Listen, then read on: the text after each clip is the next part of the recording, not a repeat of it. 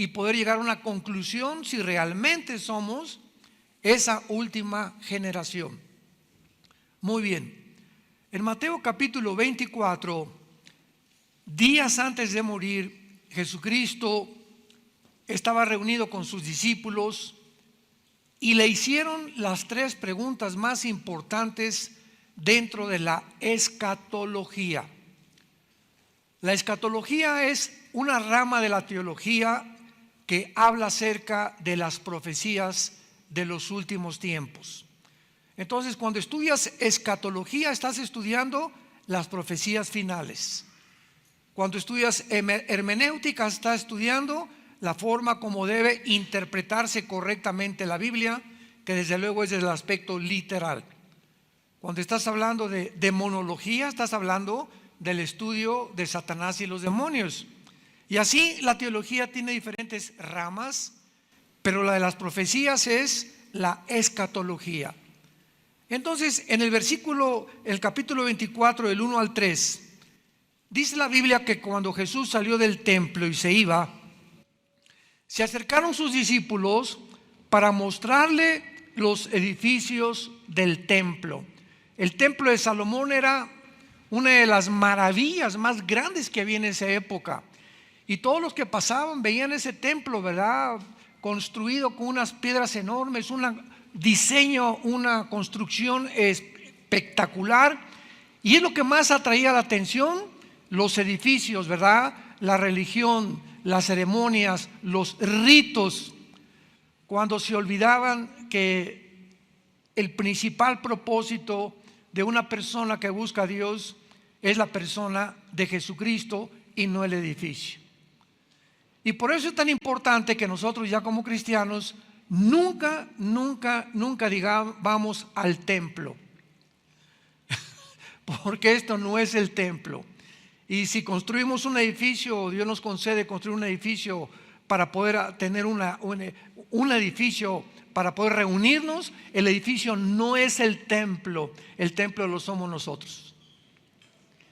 El templo somos nosotros. Antes de la cruz de Cristo, había lugares que se acercaban como el tabernáculo, que fue el lugar que Dios diseñó para que el pueblo de Dios se reuniera, y la presencia de Dios se encontraba ahí mismo, ¿verdad? En el tabernáculo, en el arca del pacto. Entonces los judíos al llegar ahí sabían que ahí estaba Dios. Dios escogió recluirse en ese lugar, en el arca, y cuando sacaban del arca iban siguiendo la presencia de Dios.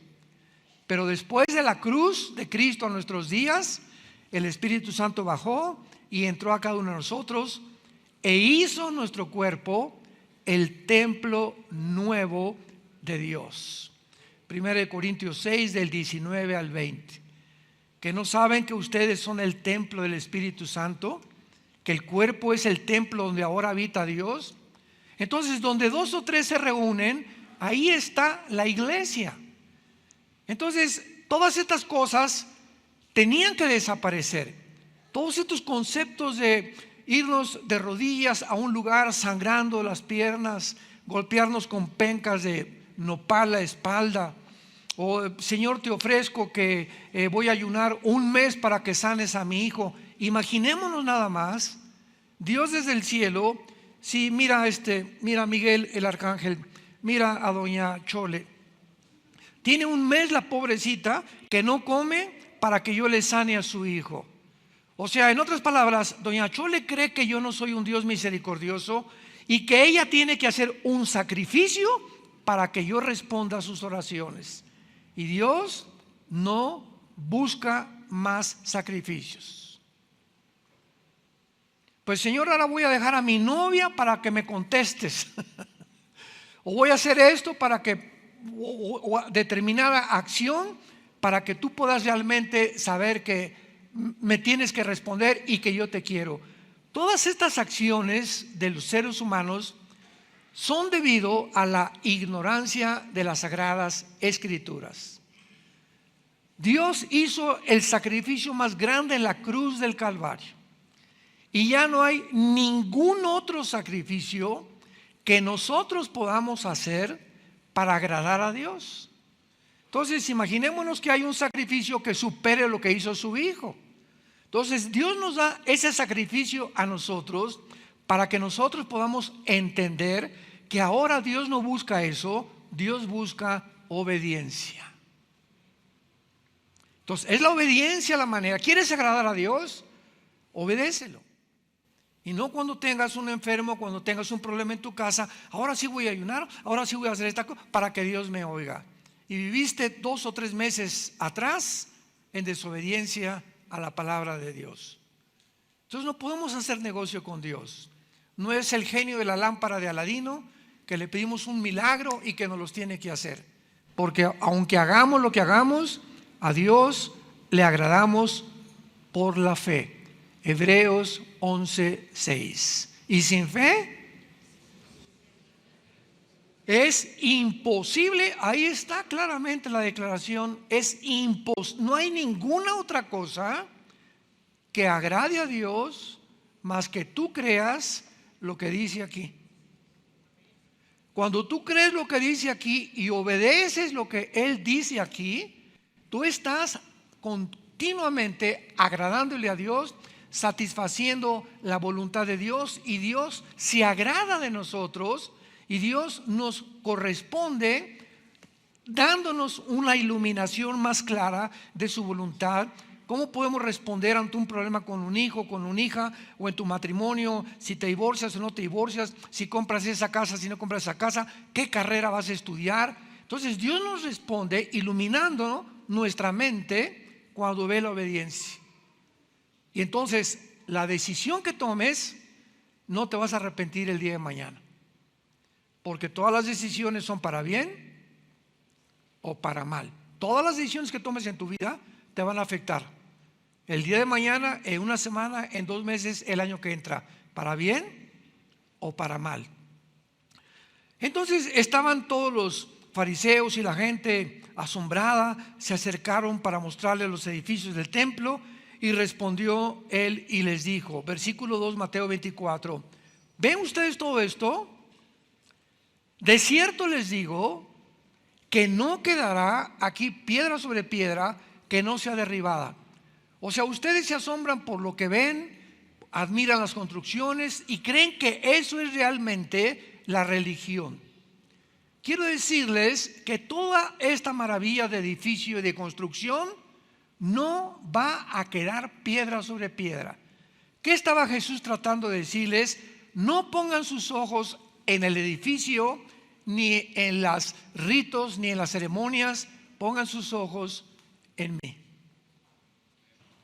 Yo soy el principal propósito por el cual tú debes vivir. ¿Cuándo se cumplió esta profecía? 70 años después de la muerte de Cristo.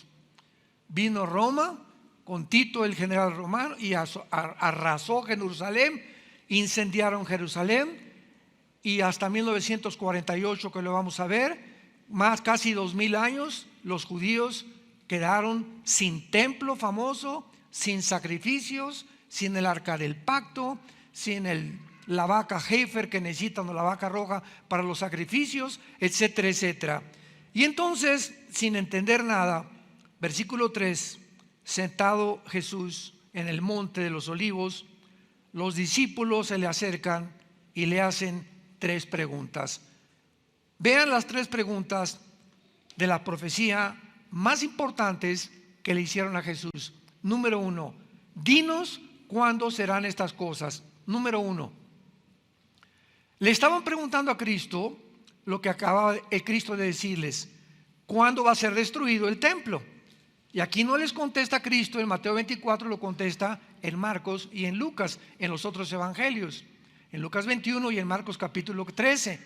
¿Cuándo serán estas cosas? Sabemos ya que la respuesta es 70 años después de Cristo.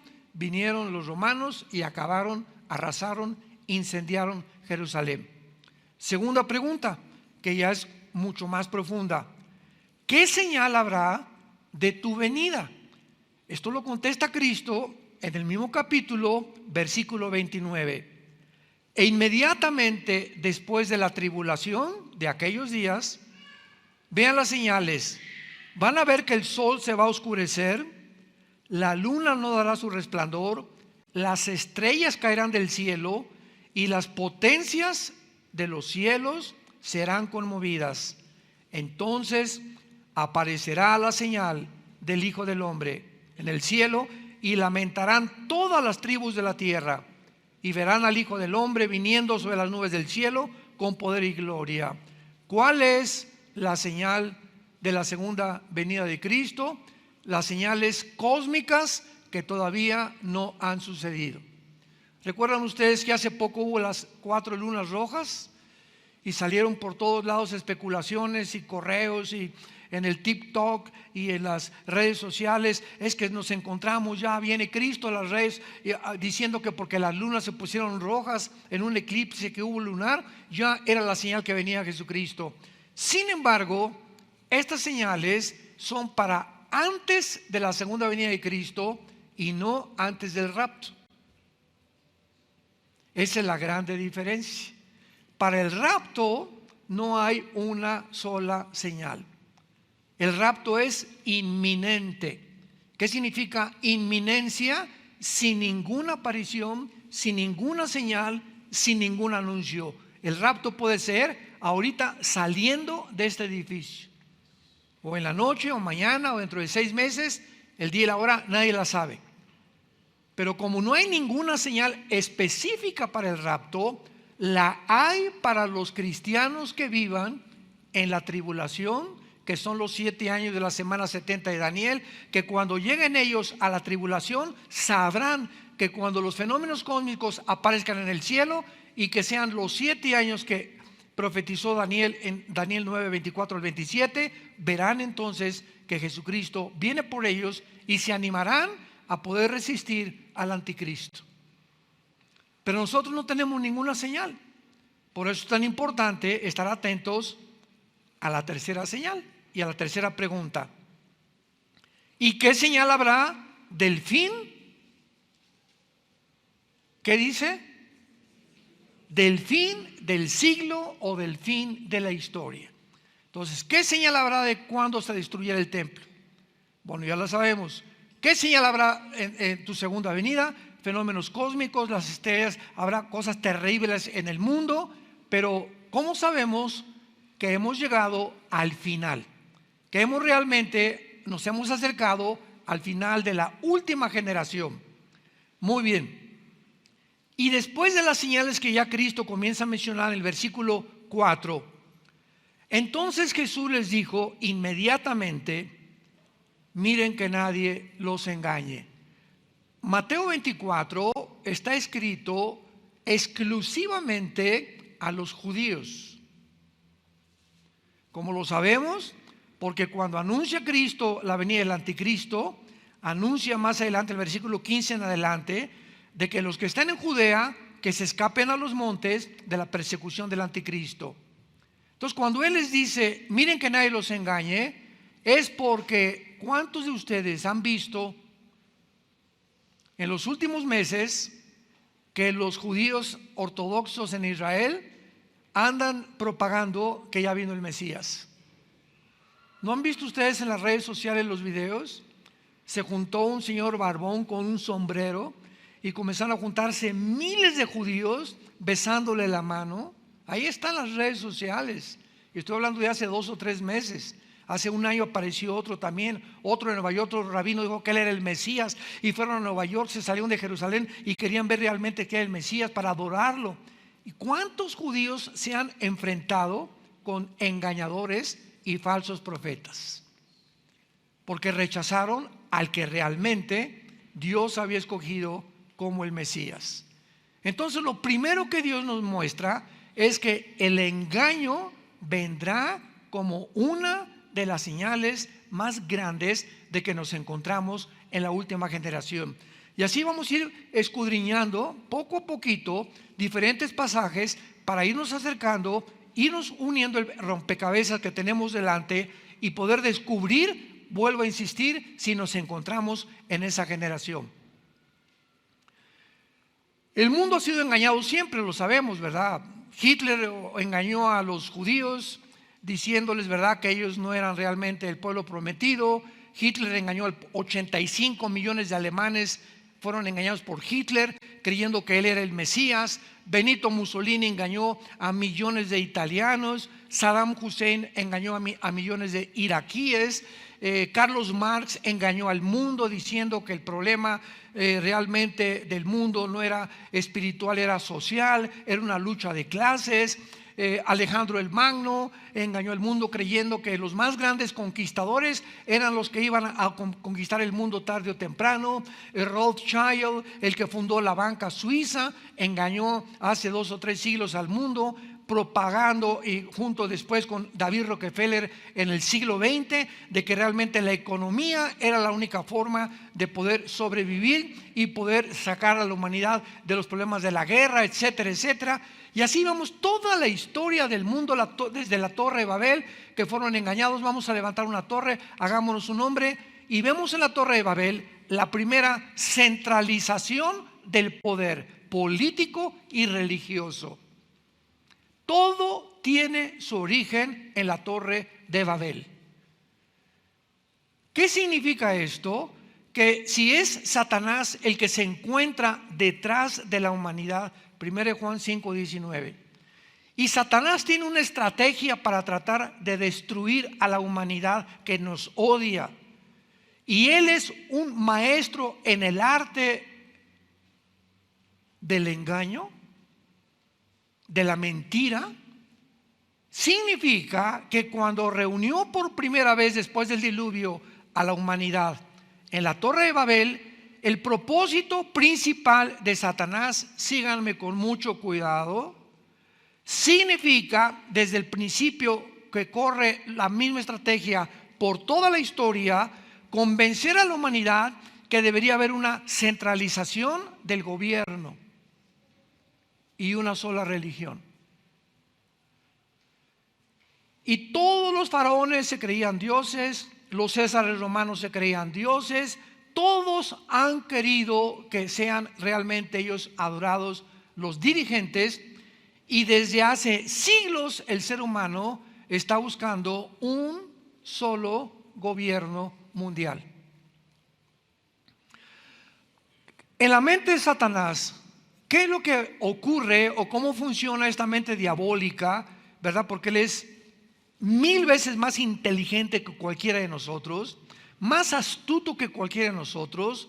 Las trampas que Satanás te ponga no te las vas a imaginar. Satanás va a apelar a tus emociones, a tus sentimientos para engañarte, él nos supera en todas las áreas. No podemos nosotros humanamente enfrentarnos a poderes espirituales que están organizados, que nos llevan millones de años de antigüedad, de experiencia, de conocimiento, de sabiduría. Lucifer fue la criatura más perfecta que Dios ha creado. Es imposible que el ser humano, con las limitaciones y el ADN corrompido y la imagen de Dios corrompida dentro de nosotros, podamos discernir las estrategias de Satanás, defendernos contra ellos y poder vencer. Imposible si tú no vives cerca de Dios. Juan 15:5, separados de mí. Qué locura que una persona que se diga cristiana crea que puede separarse de este libro o de tener una vida de oración o una vida de santidad y creer que le va a ir bien. Qué locura. Satanás, como león rugiente, dice 1 de Pedro capítulo 5, como león rugiente anda buscándote. Anda buscando qué daño puede hacerte en tu matrimonio. ¿Por dónde puede lastimarte a través de tus hijos o de mis hijos, de nuestros nietos? ¿Qué daño te puede ocasionar físicamente o en tu trabajo? Está buscando la manera de que abras una puertecita así nada más, así chiquitita, y la culebra por ahí se mete. Tú en tu casa abres un canal de pornografía, le abriste una puerta de este tamaño a Satanás y a sus demonios. Se viene como la marabunta, como la hormiga marabunta, a inundar las mentes y principalmente las mentes de los niños pequeños. La mente de tu esposa o la mente de tu esposo. Todas estas puertas, el ocultismo, practicar la ouija, las cartas tarot, la lectura de la mano, que vayas a consultar a una bruja o que te hagan una limpia, todo eso abre puertas, abre portales, que hay una apertura entre el mundo físico dimensional de 4 dimensiones y el mundo multidimensional, que es el mundo de los espíritus. ¿Y qué es lo que abre las puertas? Para que estas entidades espirituales entren a este mundo, entren a tu casa, puedan tener control de tu mente. Lo acabo de mencionar: una vida sexual degenerada, pornografía, prácticas de ocultismo, brujería, limpias, vida de desobediencia y rebelión. La rebelión de los padres a los hijos, dice 1 Samuel 15:23, como pecado de rebelión es la brujería. Se compara la rebelión a tus papás como si estuvieras practicando la brujería y el ocultismo. Se compara la rebelión de una mujer a su esposo como si fuera bruja, o viceversa. Cuando el esposo no respeta a la esposa, él se está rebelando a no ser la cabeza, el digno, el sacerdote de su casa. Y tenemos ya que despertar ahorita en el 2023 que vamos a entrar, para estar conscientes, como le dice Pablo a los Corintios, de las estrategias de Satanás. Ahora escuchen: si la estrategia de Satanás ha sido principalmente la centralización de un solo gobierno desde la Torre de Babel, somos la primer generación en la historia en la que un solo hombre puede ya gobernar el mundo mediante la tecnología que hemos alcanzado. Ahora, con la tecnología que tenemos, un solo hombre es capaz de poder gobernar el mundo. Y lo estamos viendo con nuestros propios ojos en estos últimos 2 o 3 años, cuando ahora los gobiernos, las naciones, están perdiendo su soberanía nacional. Ahora no son los gobiernos los que dicen, por ejemplo, en Francia o en España o en Italia o en México, vamos a hacer esto. Ahora los gobiernos están siendo manejados por una élite, por grupos de organizaciones y sociedades secretas no gubernamentales que son los billonarios, multimillonarios más grandes del mundo, reunidos para poder controlar, dictar los protocolos de lo que la gente debe creer y debe hacer. Pero para esto necesitan el control ¿de qué? De los medios masivos de comunicación. Tú controlas la comunicación de las masas y lo que ves en la televisión lo llegas a creer, lo que dicen las cadenas de información lo llegas a creer, y ellos pueden hacerte creer lo que ellos quieren que tú creas. Y lo acabamos de ver en los últimos 2 o 3 años. ¿Sabían ustedes que el 95% de los medios de comunicación en el mundo actualmente lo controlan 7 familias? Imaginémonos 7 familias. ¿Qué pasó, mi compadre? ¿Qué pasó? Vamos a reunirnos aquí. Son los más multimillonarios, dueños de todas las empresas y todo. No los gobiernos, los multimillonarios. Vamos a hacer esto, vamos a hacer aquello. Dice por un lado Elon Musk, el dueño de Proyecto X y ahora de automóviles Tesla: vamos a contratar un grupo de genetistas y de científicos y de biólogos para que creen un chip que comenzamos a meterlo en el cerebro y vamos a meterlo en todos los laboratorios del mundo para que puedan, a través de este chip, las personas cambiar sus sentimientos y sus emociones y tratar de construir un soldado universal. ¿Ya abrieron los ojos? ¿Se dan cuenta el engaño? Y estamos aquí entrando al 2023, Y muchos ahorita creo que ustedes están comenzando a despertar. Yo no lo sabía. Ahora me doy cuenta. Pues sí es cierto. Pues sí es cierto. Y comenzamos a abrir los ojos. ¿Por qué? Porque el poder del engaño siempre funciona a través del miedo. Para que esto pudiera funcionar, primero Satanás, que es el arma más poderosa que tiene, porque la Biblia dice, en el amor no hay temor.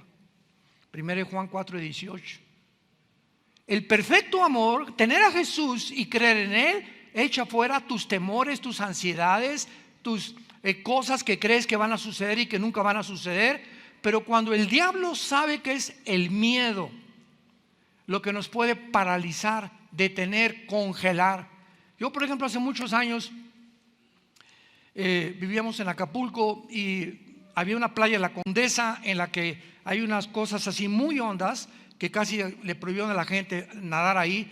Es porque tú entras a esa playa, entonces hay como un vado muy, muy profundo, como de 1 metro, que mucha gente sin saberlo se hunde y está a 3 metros de la playa y viene una ola y no sabes nadar y te revuelca y te ahoga. Entonces me acuerdo que yo tenía como 10 o 12 años de edad, que me acerqué hacia la playa y vi una ola que se venía por acá, y el simple hecho de ver el tamaño de la ola me congeló. No supe qué hacer, así me quedé así. Pues cayó sobre mí, gracias a Dios que sabíamos muy bien nadar desde niños y sabía cómo me tenía que reaccionar debajo de la ola, y ya pude salir, ¿no?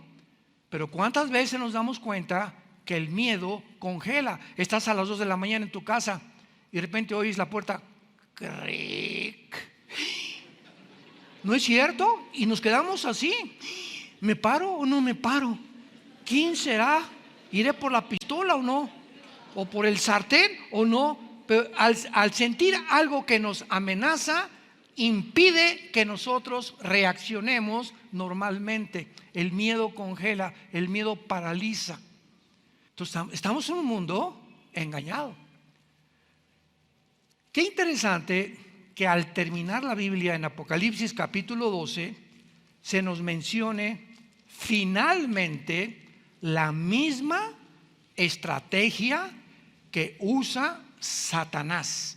Y dice Apocalipsis 12 versículo 9: y fue lanzado fuera el gran dragón, la serpiente antigua que se llama Diablo y Satanás, el cual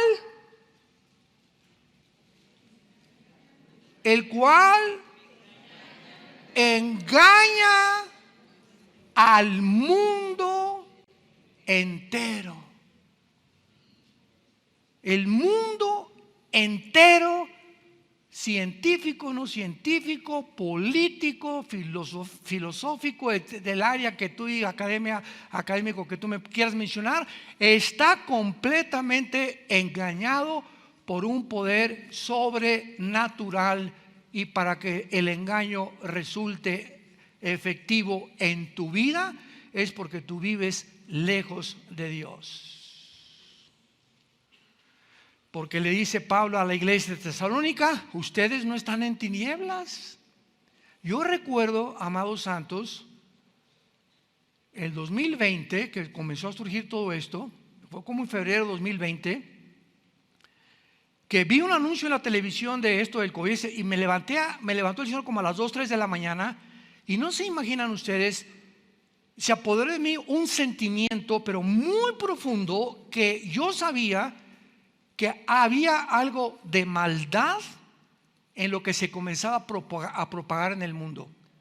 Al otro día me levanté, creo febrero del 2020 comenzaba este movimiento. Me levanté, desperté a mi esposa, a Marta, muy alterado, y le dije: por favor, necesito grabar algo y mandarlo a las redes sociales. Y lo grabé. Y no se imaginan, se me vino el mundo entero, casi me crucifican. Que yo estaba inventando, que yo no era biólogo, que yo era microbiólogo, etcétera, etcétera. Y todavía está ese primer video que mandé en las redes sociales diciendo: esto es un engaño, no lo crean. Claro que tenemos que protegernos, ¿verdad? Y el bicho existía, pero la forma como se estaba manipulando a la gente, había una agenda satánica detrás para poder reducir la población, para poder reducir la salud, para todavía violentar más nuestro sistema inmune. Y después se descubre que la famosa pañal, tapabocas que nos ponían, comenzaron a descubrir los científicos. Hay un aparatito que viene en la farmacia, se llama el oxímetro. No sé cuántos de ustedes lo compraron.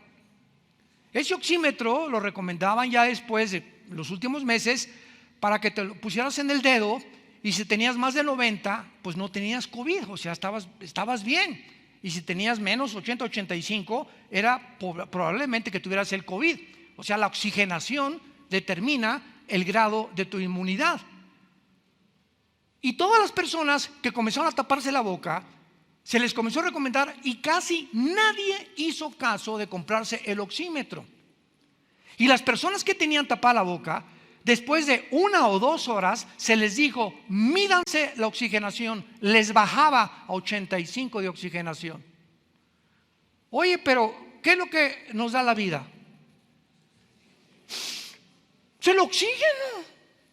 Y nos sacaron de las playas, nos sacaron de los parques donde la fauna y los árboles producen, ¿verdad?, el oxígeno. Nos sacaron de ahí. No vayan a los parques, que los niños tampoco. No vayan a las playas. Fue una campaña, acuérdense cómo se vino, pero así estábamos, el mundo aterrado. Nos confinaron, nos encerraron, y todos con miedo. Y así es como pudimos ser controlados por la élite que gobernaba a los países, y los países aceptaban el mismo protocolo. Qué coincidencia que todos coincidieron el mismo protocolo. Se caen completamente el engaño cuando descubrimos lo que se encuentra detrás.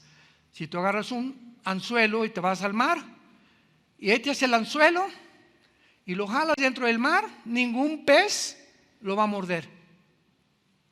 Pero si tú al anzuelo le pones un pececito, el pez va, ¿y qué cosa muerde el anzuelo? Se dan cuenta que fue engañado. Cuando muerde el anzuelo, fue demasiado tarde. ¿Qué lo engañó? No distinguir que eso era falso, que era un engaño. De la misma forma, Satanás pesca a los seres humanos.